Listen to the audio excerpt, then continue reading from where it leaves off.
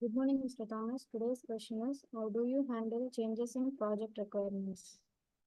Yeah, thank you, Lavanya. Good morning to you also.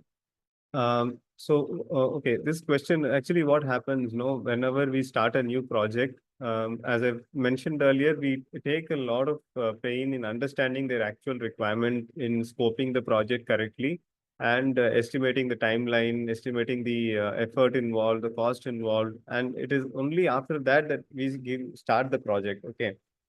But what happens is, even though we have taken so much of care in understanding the project requirement and we start the project, many a times what happens is, as the project progresses and the customer starts seeing something on, on the web application or on a mobile app demo, they start getting new ideas.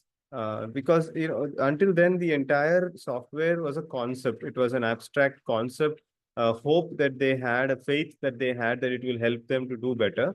And as this software is progressing, let's say 50% of the development is completed, they start getting excited and start getting new ideas. And, why not we have this new feature? Why don't we develop this also into the software? And we often get such requests.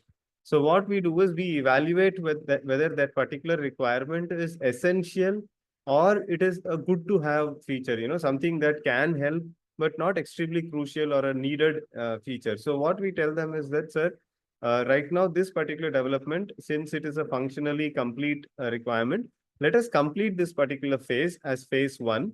And whatever you're saying can definitely help in the future. So why don't we do that as a phase two development in future? Maybe after 3 months or 6 months or 1 year, we can always take it up. And many of the customers understand and they agree to it. And because sometimes what they think is, this additional requirement that they have might not have an additional cost to it.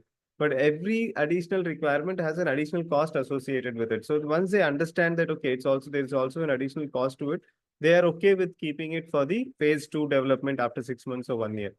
But sometimes what happens is, certain requirements are considered to be absolutely essential and critical. And then if we also feel that, yes, that's a very important requirement, then what we do is we give a proposal to the client for the additional scope. And we tell them that this is the additional cost involved for this. You'll have to approve this. And once they approve it, we add that particular additional scope into our internal project management tool.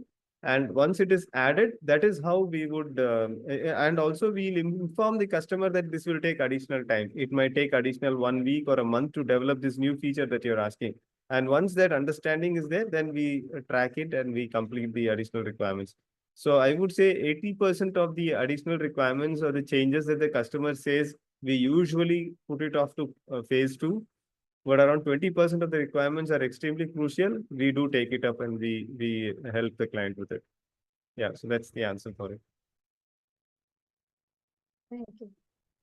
Thank you.